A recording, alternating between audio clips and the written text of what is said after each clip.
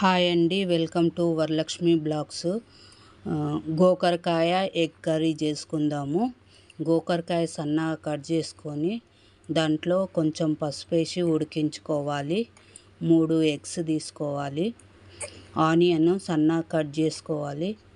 కొత్తిమీర, కలమాకు, పచ్చిమిరపకాయల పేస్ట్, కొంచెం సాల్ట్ వేసి ఆయిల్, ఎల్లిపాయలు, 2 ఒట్టిమిరపకాయలు, జీలకర్ర, ఆవాలు, పసుపు, అల్లం వెల్లిపాయ పేస్టు, సాల్టు.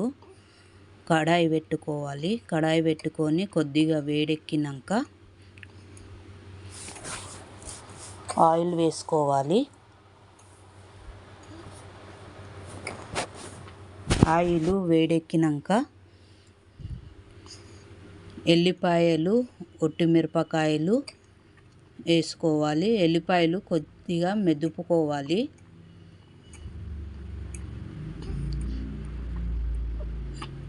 దాని తర్వాత జీలకర్ర, ఆవాలు వేసుకోవాలి. 1 టేబుల్ స్పూన్ జీలకర్ర, ఆవాలు వేసుకోవాలి. అవి కొద్దిగా కలర్ వచ్చే వరకు వేయించుకోవాలి. దాని తర్వాత ఆనియన్ సన్నగా కట్ చేసుకొని వేసుకోవాలి. ఆనియన్ గోల్డెన్ కలర్ వచ్చే వరకు వేయించాలి.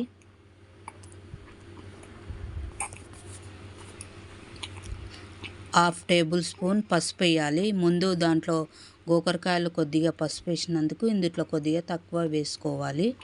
అల్లం వెల్లిపాయ పేస్ట్ 1 టేబుల్ స్పూను.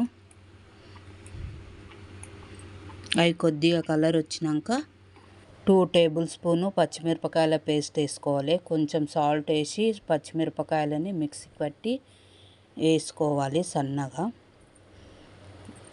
అది కొంచెం కలర్ వచ్చినాక గోకరకాయ వేసుకోవాలి. దీంట్లోనే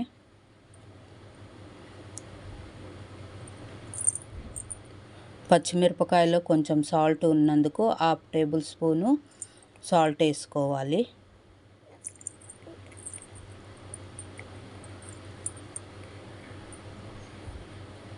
దాన్ని మంచిగా మిక్సింగ్ చేసినాక కొద్దిగా ఒక 5 నిమిషాలు మగ్గనివ్వాలి.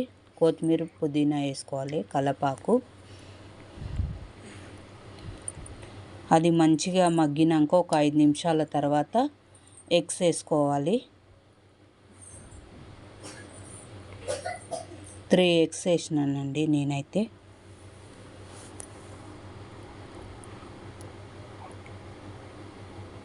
చాలా బాగుంటుంది కర్రీ.